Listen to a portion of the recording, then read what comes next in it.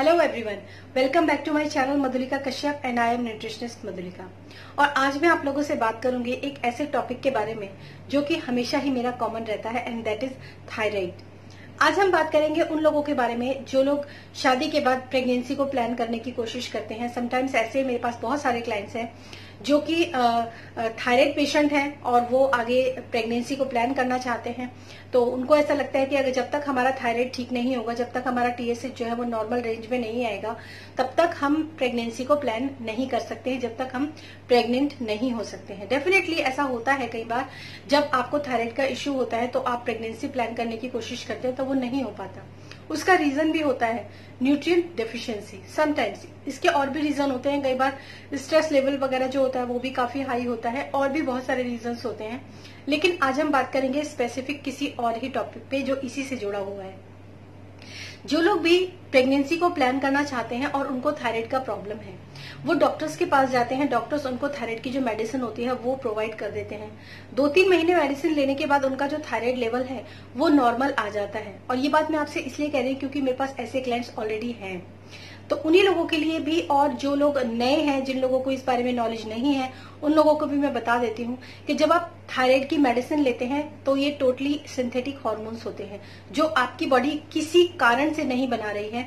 तो आप उस कारण पर काम करने की बजाय आप ऊपर से सिंथेटिक हार्मोन्स लेते हैं और अपने टीएसएच लेवल को पूरी तरीके से बैलेंस में कर लेते हैं। उसके बाद आप कंसीव भी कर पाते हैं डेफिनेटली। लेकिन आपका जो रूट कॉज है, ज्यादातर लेडीज के साथ क्या होता है, जब उनकी शादी होती है हार्मोन्स चेंज होते हैं। कई बार ऐसा भी होता है कि प्रेगनेंसी प्लान करने के बाद सडनली उनके अंदर जो होता है एकदम से न्यूट्रिएंट डेफिशिएंसी उनको होती है, क्योंकि जो बेबी होता है वो एक माँ से ही बनता है और माँ ही उसका पूरा न्यूट्रिशन जो होता है वो प्रोवाइड करती है।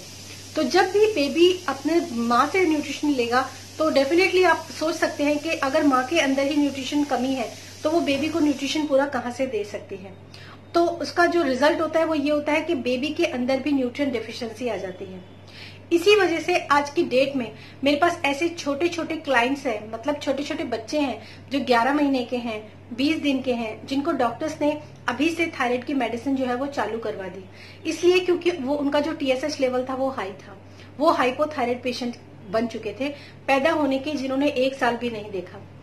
तो फाइनली बात की जाती है उनके न्यूट्रिएंट डेफिशिएंसी के ऊपर। अगर मैं उनके न्यूट्रिशन के ऊपर, एक छोटा बच्चा है 11 महीने का है, उसका हेल्थ पहले काफी अच्छा था, लेकिन कुछ ऐसे गलतियां भी पेरेंट्स कर देते हैं या फिर घर वाले भी ऐसी कुछ गलतियां कर देते हैं जिसकी वजह से भी बच्चों को थायराइड का इश्यू हो जाता है। समटाइम्स बच्चों पैदा होता है और पैदा ही होते ही बच्चों को शहद चटाना, घुट्टी पिलाना, ग्राइप वाटर पिलाना या फिर कोई भी रिचुअल्स वगैरह जो होते हैं उनको करना। तो ये सारी चीजें जो होती हैं, इस एक चीज आप समझ लीजिए कि जब बच्चा पैदा होता है तो बच्चे के लिए सिर्फ एक ही फ्रेंड होता है और वो होती है उसकी मदर, और उसका जो मदर मिल्क होता है वो। बाकी की चाहे आप कितनी भी हेल्दी चीजें उसको दे दीजिए, अपने अकॉर्डिंग आप उसकी भलाई के लिए ही करते हैं, लेकिन वो सारी की सारी चीजें उसके लिए किसी दुश्मन से कम नहीं होती हैं। ये चीज आप समझ लीजिए।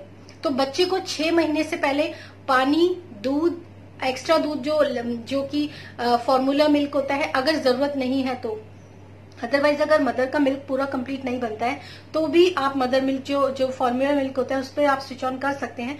अदरवाइज बच्चे के लिए बिल्कुल भी जो बाहर की चीजें होती हैं वो बिल्कुल भी, सारी की सारी चीजें जो होती हैं उसके लिए एनिमी होती है। ये तो बात हुई उन बच्चों के लिए जिन बच्चों को मैं अभी ट्रीट कर रही हूँ। कुछ बच्चे ऐसे हैं जो इतना ज्यादा उसको लीकी गट का प्रॉब्लम हो चुका है, उसका जो लिवर है वो एनलार्ज हो चुका है और बच्चा जो है पूरी तरीके से, मतलब उसको सीलिएक डिजीज जिसको बोलते हैं, वो एक 11 महीने के बच्चे को है, जिसका ट्रीटमेंट मैं इस वक्त कर रही हूँ।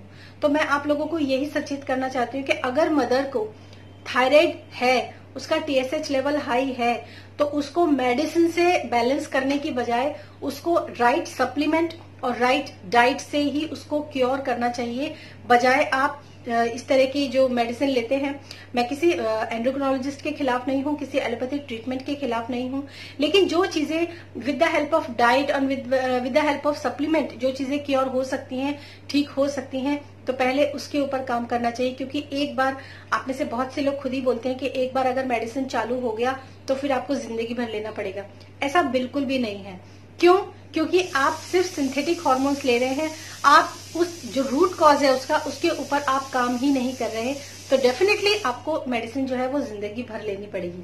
तो ये था मेरा आज का वीडियो, और मैं आप लोगों से रिक्वेस्ट करूंगी कि आपके फैमिली या फ्रेंड्स के अंदर जो भी कोई ऐसे लोग हैं जो फैमिली प्लान करने की कोशिश कर रहे हैं, जिनमें से लेडीज को स्पेशली अगर थायराइड का इश्यू है, इनफैक्ट जेंट्स के अंदर भी अगर थायराइड का इश्यू है, तो उनको भी प्रेगनेंसी प्लान करने से पहले, यानी कि उनकी जो वाइफ है वो कंसीव करे उससे पहले, उनको भी इस इश्यू को with the help of diet and supplement उससे क्योर कर लेना चाहिए। ये मेरी आप लोगों से एक जो मैसेज है जो मैं आप लोगों को देने की कोशिश कर रही हूँ वो ये है।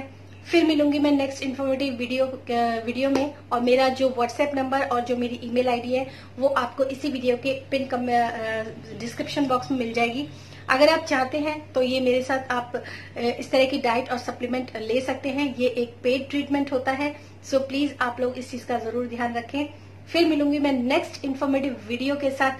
Till then stay happy, stay blessed, bye bye.